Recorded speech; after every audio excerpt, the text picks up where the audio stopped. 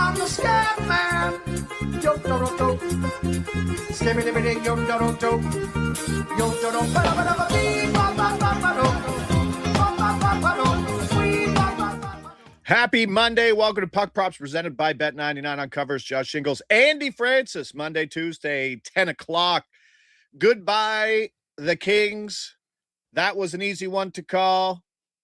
Maybe goodbye, Oilers, and we'll get to that one for sure. But good weekend of hockey so far, Andy. Some frauds, some not frauds. Who was on top of your fraudulent playoff team list as we get into basically week 2 of the NHL playoffs? First of all, if there are people in the chat who are seeing what I'm seeing, I was talking to Josh perfectly fine right before that music hit. Does he look like a Nintendo 8-bit character all of a sudden since the show started? I feel like maybe he's starting to clear up, but it was real funny. You just became like, you just ran a Nintendo filter over yourself, but you're starting. That's the Carlo effect. Carlo was 8-bit all week. Oh yeah, I did happen to see that. So as far as Fraud Watch goes, I want to say the opposite about the Ottawa Senators, whereas yes, their game 3, especially game 3 performance was somewhat lackluster from what I saw in games 1 and 2. And then, obviously they lost a lot of players. I think people would probably criticize Travis Green, where he said, I feel better about how we left the playoffs this year than last year. I wholeheartedly agree. You watch a team, and I don't know if it's like a sixth sense, a sniff sense. You know the style that works. And despite the fact that Carolina got waxed by Florida, who's probably watching these playoffs saying, my God, look at these teams. I just knew they play the right brand of hockey. What I saw from Ottawa, specifically in games 1 and 2, then they started to lose some belief. I am putting them way out the Fraud Watch. They will be one of my favorites in that division next year. I don't think anybody believed the Kings were anything more than what they were, a team who snuck in, who were served up to the Colorado Avalanche. And we'll talk about that in a sec, because I want to talk about how that series affects so much for the Stanley Cup favorites, the Avalanche. And then I maintain that Philly, Pittsburgh is, not the Four Nations face-off, but the two teams scam-off, where whoever comes out of that series is, they're destined for one series win, and then that's the end of it. And also, we talked about this multiple times when we did random shows throughout the season. Part of the reason I loved Carolina as an Eastern Conference bet was we thought they were going to get Detroit in round 1 and Pittsburgh in round 2, or any variation. Well, they dealt with a tougher team in round 1, but it doesn't change the fact that Metro 2-3 is staring at them, and then they get through one round to get to the Stanley Cup. So a lot of stuff shaping up. Should I talk about the Oil or no?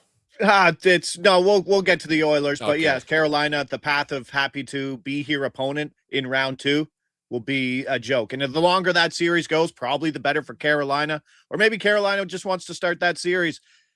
But I think the longer Carolina waits, because I don't think they want another quick 4-game series and then have to play maybe Buffalo or somebody, or Tampa Bay in the Eastern Conference Finals on like a week break. That would be a tough go. We'll talk about that, what Colorado has to do when they sit out. But Buffalo 6, Boston 1 yesterday. Another good showing. Buffalo finally gets on the board early, 4-0 after 1. They outshot Boston in the first period 19-5. Got Jeremy Swayman pulled. Tuck and Krebs leading the way offensively. Have you been hammering this game? Have you been doing anything? How were you betting that game over the weekend? Well, for the majority of this series, I was chasing like Geeky and Pasternak when they were weaseling in, coming in at like plus money. If you pay attention to what's going on with the Sabres, you would think in a 7-goal game or 6-goal game that 2 of their lines would clear.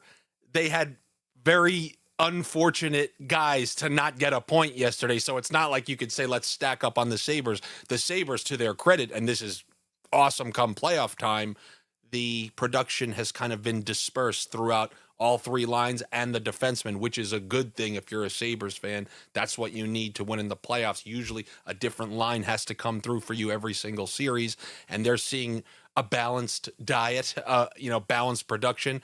If you're a Sabres fan, I think the best thing you saw was game 3, where they engaged in a little cheek to cheek and came out on the right side of a low scoring game. I thought early in this series could be bumpy, which is why I took the Sabres to win from behind in the series.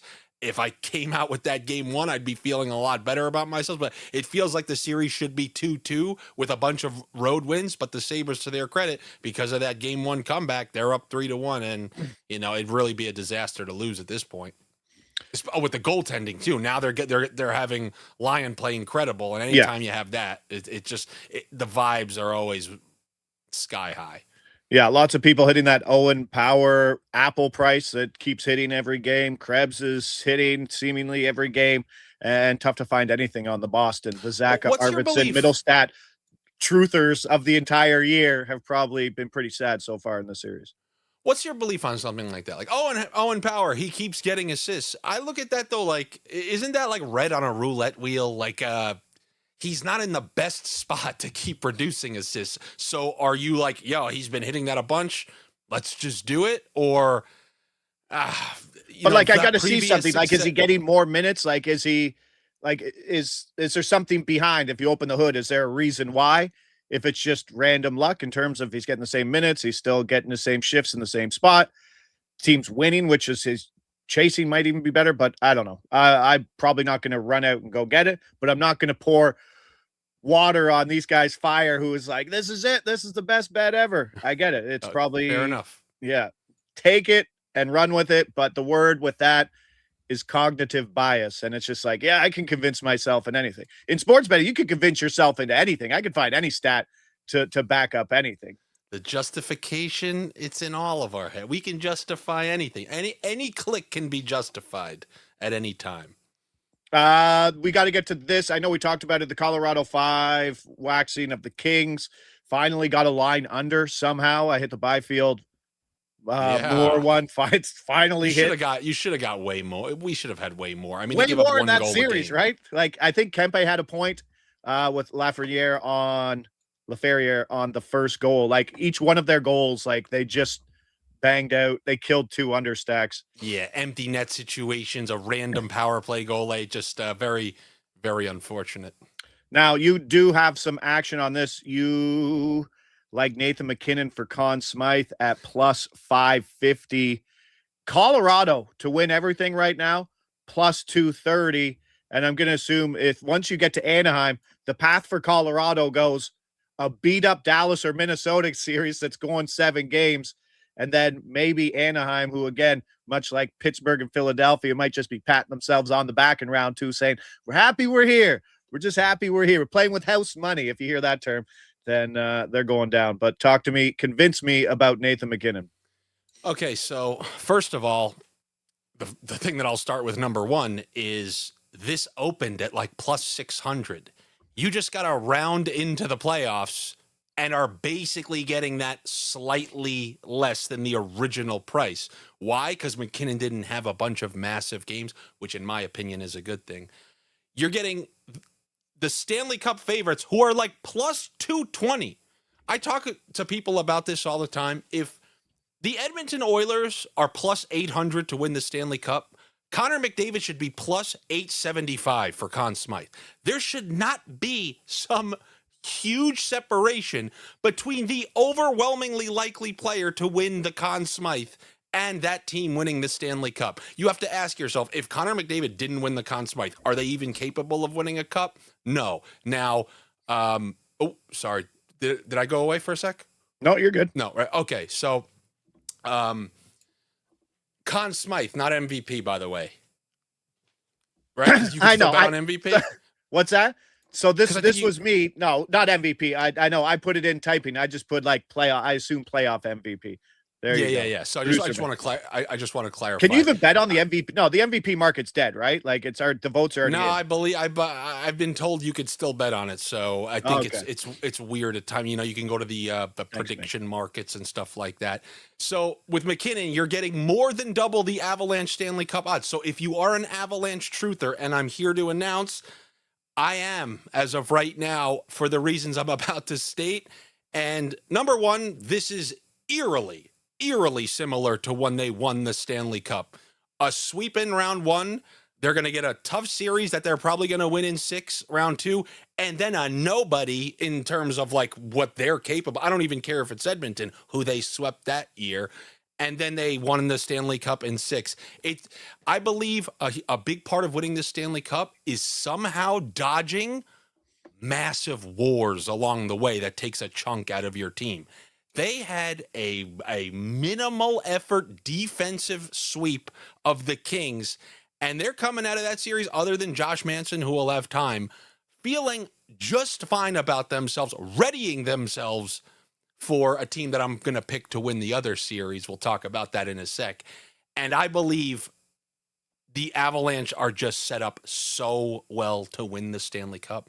And you really never want to say that a couple rounds out, but this team it's different than these previous. They care. It's like, this is such a business-like effort. They're shaking hands. They're like the 98 Yankees who just kept going to the World Series, or the 99, 2000 Yankees. They stopped celebrating after series wins. It's like it's Stanley Cup full expectations, and maybe they'll get pushed a little bit next round. But if you think they're going to win the cup, all I'm saying is don't bet them to win the cup. Bet more than double the price at Nathan McKinnon. This isn't like, Josh gives great long shots, and then you can kind of figure out what you want to do along the way. This is, if you like Colorado to win the cup, which I am on that train, I'm taking McKinnon as my cup bet, and if I'm wrong, I'll live with it. I have a secret hidden theory that they're not naming Makar the Conn Smythe twice. They're giving it to McKinnon, even if he's outplayed by Makar. So they're like, the question is, what about Wedgwood for MVP? Goalie stuff, I don't think it counts until the series starts, right? Like, you could be fantastic in 3 rounds. You still have to dominate in the series, in the finals, to get the Conn Smythe as a goalie, right? Remember, Bobrovsky was a layup 2 years ago, and then he had like 2 bad games, and it's like, that's it. Done. So high scoring game where the other guys are putting up points, you're in trouble.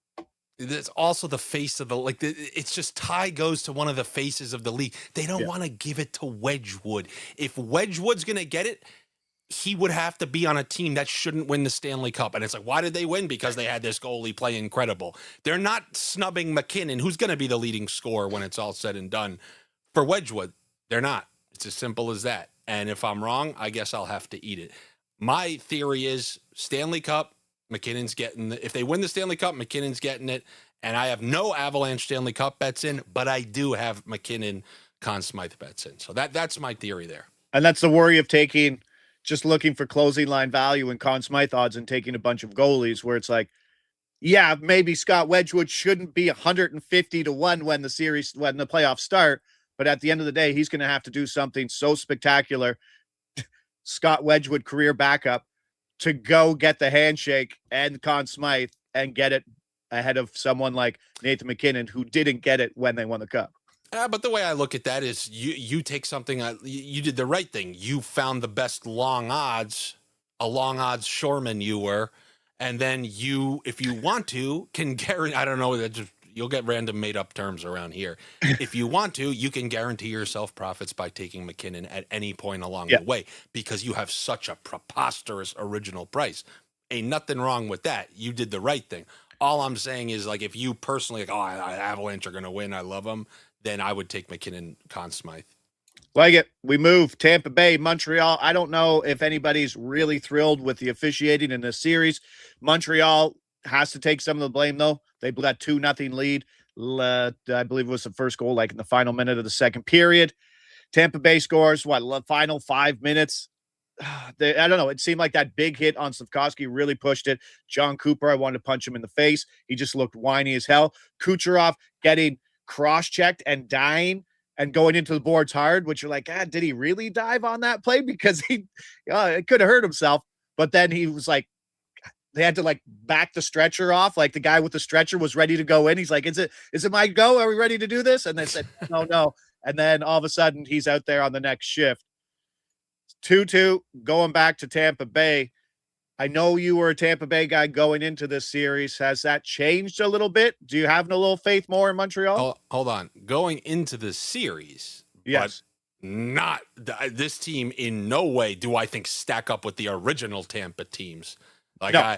It's just, well, just philosophically, I always take a team who can resort to a defensive style approach to a team who requires an offensive style approach until I see something change my mind. So like I wouldn't change in that capacity.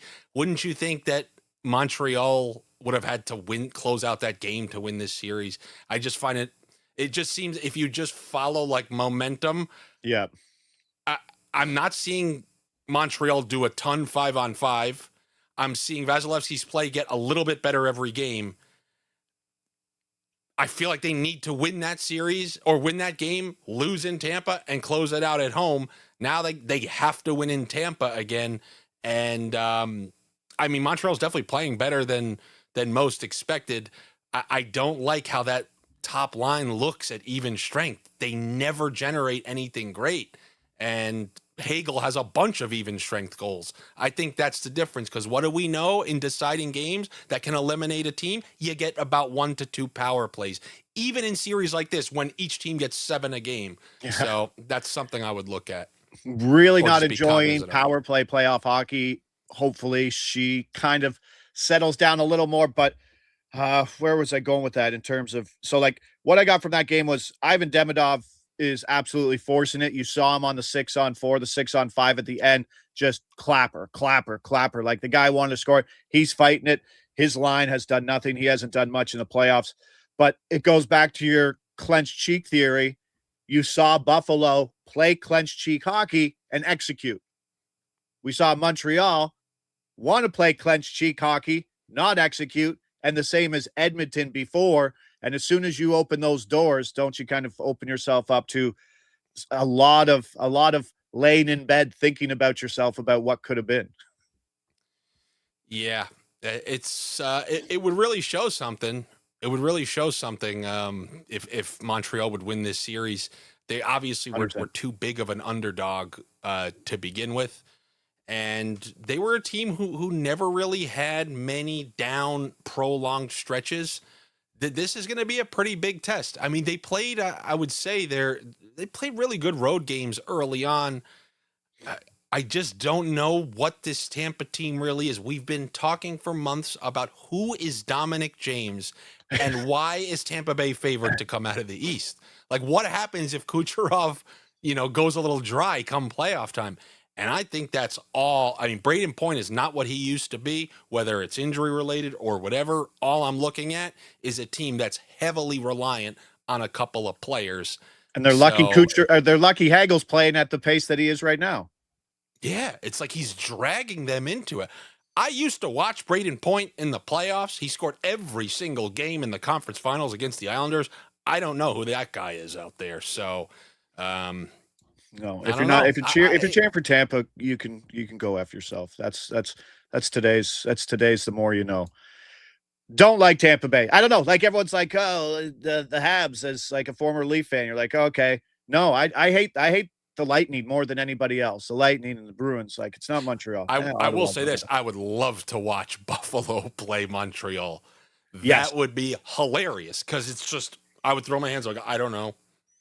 It's a lot of guys having fun out there. Like, I do not know what's going to happen. So that would be pretty fun. If you're a regular fan, you'd probably want to see that. All right. Anaheim's up 3-1 in the series after a 4-3 win. If you saw a still of where the officials were when that final goal was called. I also needed Ryan Poiling, whatever his name is, to get a point for a big cash on Friday. Guess what? Didn't get it. Obviously scores the game winner the next day. Next day theory in full effect. That's what it's called.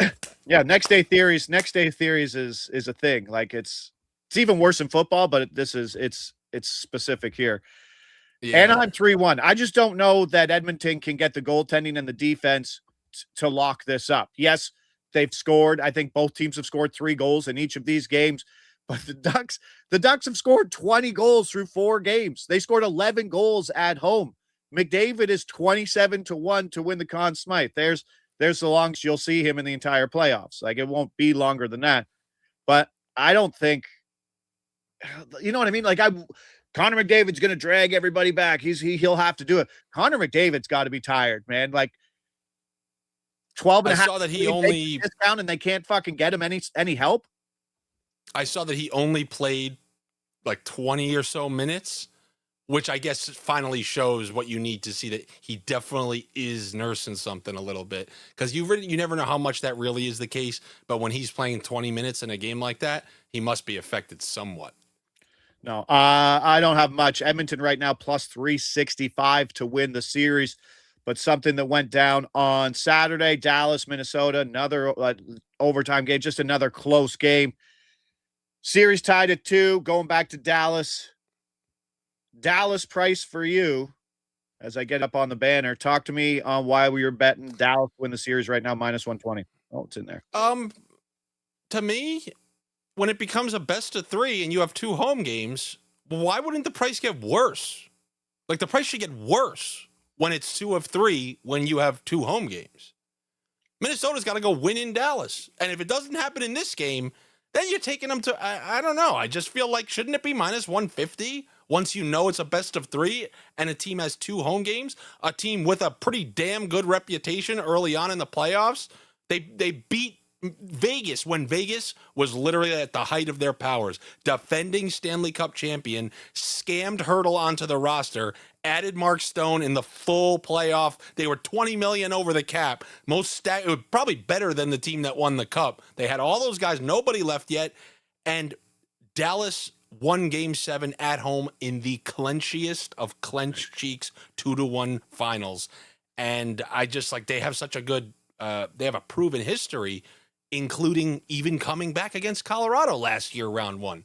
They're very good in these round 1 situations, even when they go to 7. So between the experience there, 2 home games, minus 120, I don't know. Maybe I'm getting scammed. No, I don't think so. You're betting against a team that is still running Ryan Hartman, Bobby Brinks, what other? Tarasenko, Marcus Johansson, all in their top 6. The Zuccarello hit was, I think, the changer in the series myself. But I still like Dallas is a better team. Also, that power play is absurdly hot. Like, they're scoring.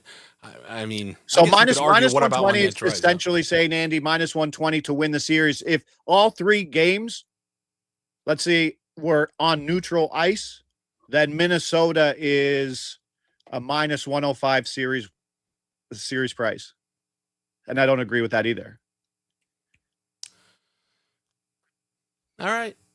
No, you're right. Like, the minus 120 is still, like, I think, minus 140, I think, should be it when they get 2 home games and last change. I agree with it. Dallas's depth is deeper than it. From Kenji-san in the chat. Let's bring up today's bets as we get to it. Now, I've been watching a lot of content and I've been studying how people get people to hit the like button.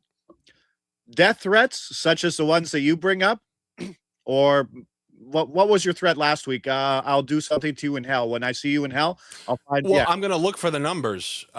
Assuming everything goes the way many have suggested, I'm going to ask for the numbers as one of my wishes. And you have all of eternity to seek people down. It's not like, but he's never going to get to me. There's endless time. I'll get to every single last person who's ever screwed me and knock on their door and pay them a visit. So that's essentially what I am planning to do. And it's not just with this. It's not just with likes. But this is part of a long Chris Jericho list of who I'm coming for a variety of things. So don't get on. I don't think you want to be on that list. Yeah, Andy knows he's going to hell, and he has all day. To go find and check. I might be hell adjacent. Like, I don't know. If you believe in like the Dante's Inferno, I'm not in that bottom bunker. I'm close to the top. I'm in the I'm a first circle of hell guy. Yeah. I'm just below there. They still get peanut butter and jelly sandwiches. Yeah, your dogs rip out your intestines every day, level 1 kind of guy. Don't get down into the level 8 stuff. Hit that like button, though. Make sure, because if you don't, it's bad juju for your bets, literally, because we're bringing some stuff here for our two games. Best bets on both sides. We start off Philly-Pittsburgh. Pittsburgh minus 130. And this one really surprised me that you dropped Raquel and Rust. I know it's home. They'll get last change, obviously with the Crosby line. Sell me on Pittsburgh and sell me on Rust here at plus 125 on that top line. I'm not selling you on anything, but it's hard. But I mean, they could lose this game. I don't trust their defense, but maybe they'll score a few, have last change. They restack that top line together. They've started getting points the last couple of games. I'm hoping that at least in a home game, even if they lose, just get on the board, score a weaselly goal at some point. That's really it. I mean, they have that top line together. They're going to be able to get the matchups they want. Have a little momentum coming off the back of last game. Vladar, maybe, let in a couple. Maybe they kind of got, I don't know, some confidence. There's also the arm issue a little bit. I don't know. Usually the price is maybe a little worse because Raquel was off the line. And now he's moved back to the line, and usually in the first couple of games, he gets something a little bit nicer. That's it. This is basically, hey, Crosby, make it happen for these people around you. And maybe I'm wrong, but still, remember, Philly, these are scam teams. Anything can happen tonight. Any score shouldn't surprise you. And it's not like the second line's doing anything. The Malkin, Chinnikov, Novak line, they've been absolute dust. I think they've been running that fourth line, the Achari line, even more so than anybody else, but that top line should get some minutes. Philly still number 4 in expected goal for percentage at all strengths in the playoffs. Philly was plus 115/plus 120 in Pittsburgh, games 1 and 2. Now seeing a plus 110 price. Philly, 2 lines heavy right now because guess what? Chinnikov, healthy scratch. He didn't even practice. That's how bad it's been. Dvorak. Not Chinnikov. Mitchkov. What did I say? Mitchkov. Chinnikov. No, Mitchkov. Mitchkov didn't practice. You had a brain fart and said Chinnikov. We all do it. So I got my Kovs. The Kovs got me. No problem. Konstantinov, Kozlov, Larionov. It's just too many. There's a lot of ovs. But no, 2 lines, like I said, Dvorak, Martone, Konechny, boom, line 1, Barkey, Zegras, Tippett. And then after that, those guys are getting the big run. We're going Malkin under 0.5 points. So you got the power play goal. Sure. You get the power play point. Bumper guy, sure, go ahead, I'll take it. But 15 minutes in that last game, if Pittsburgh's winning, old Malkin's not jumping over the boards to go play defense every other shift. So you got that angle as well. Still love the value in Dvorak. Value, like even money. Yes, please. 3 or 4 points, 18+ minutes, power play 1, center, touches the puck. Still think they can get some things. I got one. I think it's going to be added. From what I've seen, it might be available already, but when I looked last night, it wasn't there. We have a replacement. We had a slight line juggling because of Mitchkov, and we had Zegras set a guy up for a goal in game 1, a guy who, in my opinion, will be replacing where Mitchkov leaves 1 power play hole on one of the 2 units. Correct. And I think old Denver Barkey's going to get in there. And I think I saw rumblings of his point at like plus 250. And if that is the case, and they do add it, take Barkey for a theoretical point here at my invented price of plus 240. I think I maybe I was dreaming. Maybe I was dreaming about Denver Barkey. But I know he'll be playing with Zegras 5-on-5. So he's essentially taking Forrester's spot on that second line. If anyone's watched my videos, you know how I feel about Owen Tippett. Just a true playoff style guy. Height, speed, weight, shot, you name it. Zegras has been producing points one way. I'm not a big Zegras guy, but when you got a distributor like him and a power forward like Tippett, yeah, give me that third lingerer on the line if and when he becomes available. So Denver Barkey at my invented price of plus 240. I put plus 240 in there, and then I couldn't find the point. So the point's not available right now, but you're right, though. It is a good spot. I think he was like a 12-minute guy who should see that bump. Mitchkov, I think, played 11 minutes last game, 3.5 on power play 1. Like there's some good power play opportunities there versus a bad Pittsburgh PK. Can Artur Shilovs push this scam team into maybe game 6? Who cares? Yes, no, it's the same thing. It is the same thing. We're watching but a fake series play out right now. Do you understand that, people? You're watching like there's a tournament going on to win the cup, and then like a series happening, a random series happening outside the playoffs, but in the playoffs. But there's people talking about like, yep, maybe I was wrong about Philadelphia. You're like, they play the right way. They play the right way. That's how you win in the playoffs. You want to Sure. be crusty. You want to be, as they say on the broadcast, you want to play scumbag hockey. Well, whether you want to call it scumbag or clench cheeks or don't give the other team chances or protect the lead, that's how you need to play in the playoffs. And remember, I'm not preaching that style. If I watched all the best offenses win every year, I'd say let's roller hockey it up. I keep seeing them lose year after year. So like that's why I'm always leaning towards the sides of the teams that want to engage in lower scoring games.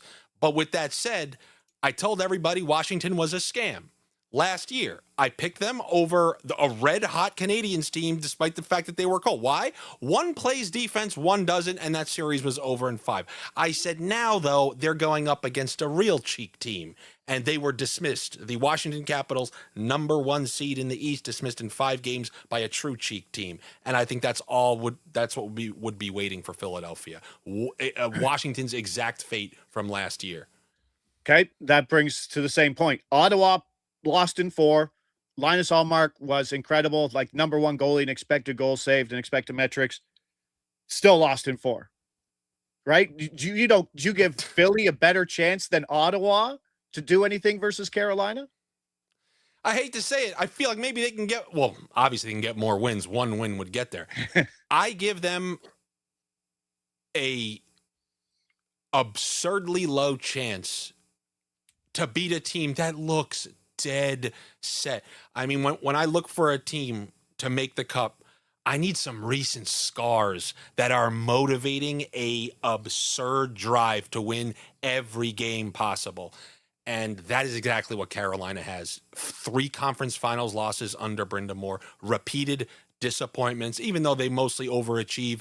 They know there's no Florida Panthers. I would be genuinely shocked if the Flyers, who play a style that Carolina would love to engage in that style. If anything scares Carolina, it'd probably be some wacky team that could just score at will, or a team with an absurd power play, which is exactly what Philadelphia isn't. So I would be genuinely shocked. Yeah, Habsaralik in the chat saying, I'll stick with Dvorak Konechny point at plus 210. Yes, the point stacks were offline at Bet99 today. They will likely be back, just an adjustment, but I didn't have a chance to put that in. But that's a great. Anytime you get top line, top power play at like plus 180 or better, you do it, because there's a big difference between. I don't know. I don't think there's much a difference between Raquel and Rust than Dvorak and Konechny, and you're getting 80 points difference. You're not fully incorrect there. You're not.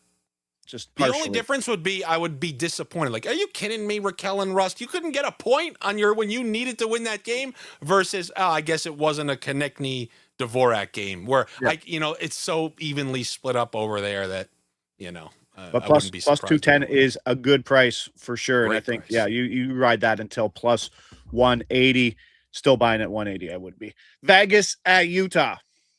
And I have clips. I put out a clip with Carlo. I'm like, gonna be some big distractions for Utah in that first game. Hey, what do you think about these distractions, right? You got to buy tickets, family. Everybody's talking about it. And then they come out and get absolutely the crowd amped up. 4 goals quick. Place is going to fall apart in Utah.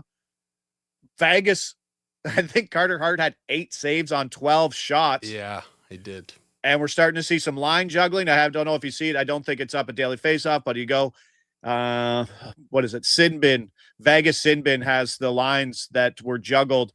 And a lot of this is on the juggling of the lines and power play changing. You know who's off power play 1 for Vegas right now? Playoff juggernaut Mitch Marner. See you later. Relegated. 100-point man. We'll see you on power play too, bud. Get away from Eichel, because I don't even think Eichel scored a power play goal all year. Vegas still the favorite. If you were going to take his under. I was seeing. I'm like, is he going to do it? Is he going to? I left it there. I'm like, let's see if he has the stones, the Mark Stones, to bet the Marner under. Can we start with the hilarious one, which is why I included it, because Game one, because it's always Kerfoot. It's always Kerfoot. It's why we're starting and ending every show. The under 6.5, which you had to sweat to the last possible second. And I'm equally as scared of not covering an under 6.5. But if you get to take your Owen Power assist every time, I get to go under 6.5 with the under half of a point for Alex Kerfoot every time. So just want to bring that to your attention, that it is, like Bret the Hitman Hart, is, was, and forever will be Alex Kerfoot. Add him to everything, right? He's the sweetener. He's the sweetener to your tickets and your slips, that's for sure. But no, I'm online with everything that you're here with. The Theodore will move to power play 1. You got him for a point. The Dorofeyev, Barbashev. I was going to play Barbashev just for a straight point. He's moved from even money to -115, which is still a good look. And now he's power play 1, which that move should probably be right. Line 1, power play 1, base price is like the Arturi Lehkonen when he's playing power play 1. Like that's how I always judge it. Should be at least -150, -160. Yeah, especially when he's with Eichel. I was hoping, man, in the past I've seen Barbashev's assist really high.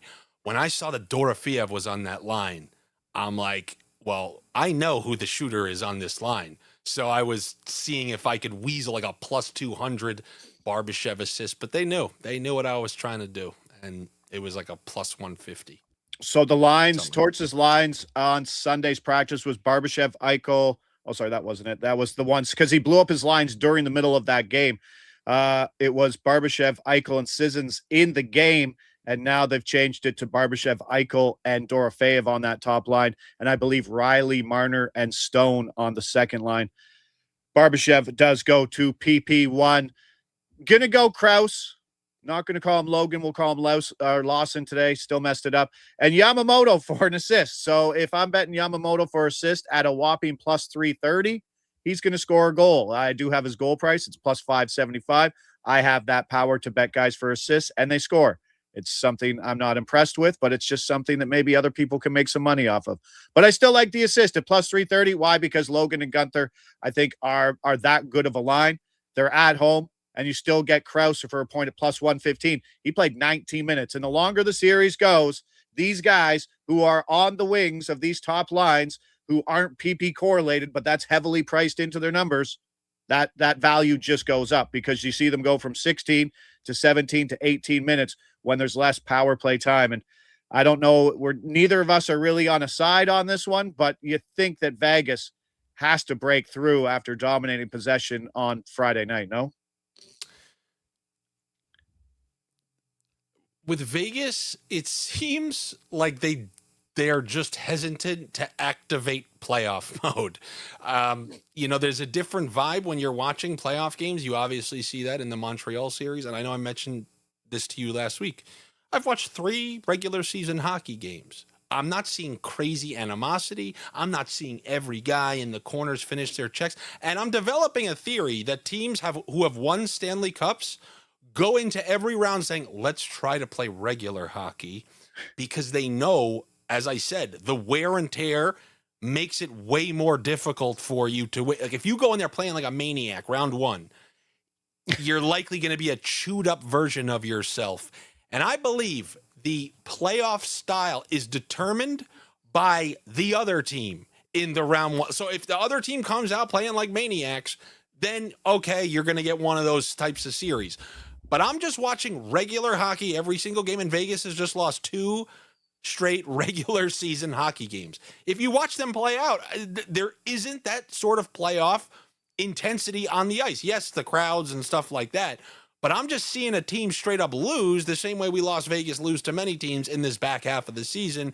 Tonight is a true case of, are we going to see them like pay attention to detail, or are they going to be playing loosey-goosey? Is Barbashev going to be like a nasty version of himself, which we have seen in the past?